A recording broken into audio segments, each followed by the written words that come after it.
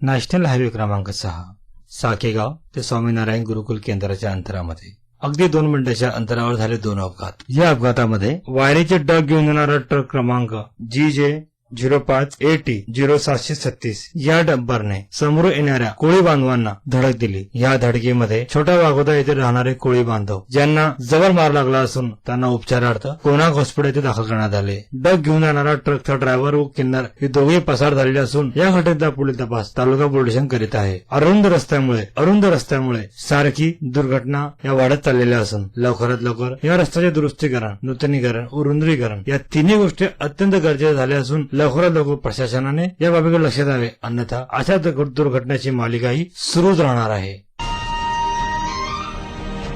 नुकतीच नागपूर येथे झालेल्या बॉक्सिंग स्पर्धेमध्ये भुसावळ येथील बॉक्सरांचे भुसावळ रेल्वे स्थानकावर स्वागत करण्यात आले। त्याचप्रकारे दिनांक 8 ते 13 डिसेंबर रोजी मेन्स सिनियर बॉक्सिंग स्पर्धेत राष्ट्रीय चॅम्पियनशिप करता गुवाहाटी होणाऱ्या स्पर्धेसाठी देखील यांची निवड करण्यात आलेली आहे। त्याच उपलक्षामध्ये भुसावळ रेल्वे स्थानकावर त्यांचे अतिशय जल्लोषात स्वागत करण्यात आले। यावेळी महाराष्ट्रातील बॉक्सर अक्षय मरे, आनंद चोपडे, शशिकांत यादव, नागेश खरारे, कालीचरण खरारे, वैभेश लोभरे, आदित्य माने, दिलीप यादव, सौरभ लेणीकर, सम्राट इंगळे यामध्ये विशेषतः भुसावळ शहरातील नागेश खरारे आणि कालीचरण खराणे हे दोघेही अर्जुन खरारे यांचे सुपुत्र असून गेल्या अनेक दिवसापासून ते बॉक्सिंग या खेळामध्ये आपली रुची दाखवत आहे आणि वेगवेगळ्या ठिकाणी त्यांनी आपले कौशल्य देखील सिद्ध केलेले आहे। या विजयी स्पर्धकांचे भुसावळ नगरचे नवनिर्वाचित नगराध्यक्ष रमण भोळे यांच्या हस्ते स्वागत करण्यात आले। यावेळी शेखर देवानी, सुनील नेवे व अर्जुन खरारे व महाराष्ट्र टीमचे स्वागत करताना सर्वांना विजयाबाबतची हार्दिक शुभेच्छा दिल्या। यावेळी महाराष्ट्र बॉक्सिंग कोचचे कृष्णदास बंडू गायकवाड व मॅनेजर राजेंद्र सिंग राठोड यांनी विद्यार्थ्यांना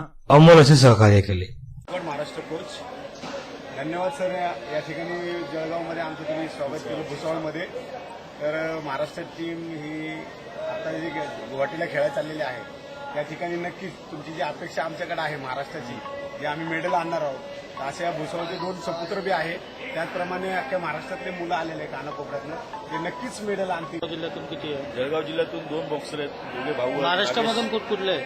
महाराष्ट्रामधून अकोल्यामधून आहेत, पुण्यामधून आहेत, मुंबई आणि जळगाव भुसावळ। भुसावळमधून 2 बॉक्सर आहेत। नागेश करारे तर इंटरनॅशनल खेळलेला आहे, त्यामुळे त्याच्याकडून जास्त होप्स आहेत मेडल्सचे। कहाँ जा रहे हैं आप खेलने? गुवाहाटी खेलने जा रहे हैं नेशनल, सीनियर नेशनल है। फर्स्ट टाइम हम दोनों भाई पार्टिसिपेट कर रहे हैं सीनियर नेशनल में। इसके पहले सारे यूथ और जूनियर कंपटीशन खेले, फर्स्ट टाइम यूथ नेशनल का सीनियर नेशनल खेल रहे हैं।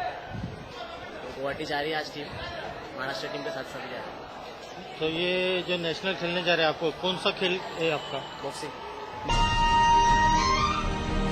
दिनांक 3 रोजी साकेगाव ते स्वामीनारायण गुरुकुल दरम्यान जय जवान किसान पेट्रोल पंपच्या समोर ट्रक क्रमांक MH19Z7504 व कार MH19CF2832 यामध्ये अपघात झाला। कार ही रॉंग साईडने ओव्हरटेक करत असताना अपघात झाल्याचं या ठिकाणी बोलले गेले। यामध्ये कोणालाही मार लागला नसून कारची प्रचंड आर्थिक हानी झालेली आहे। यामध्ये कारच्या डाव्या साईडला ट्रकने धक्का दिल्याने ही खराब झालेली आहे। यानंतर बळाचळ येथे दोघा पक्षांमध्ये वादावाद चालला, त्यामुळे जवळपास 20 ते 25 मिनिटं नॅशनल हायवे क्रमांक 6 ची ट्रॅफिक देखील जाम झालेली होती।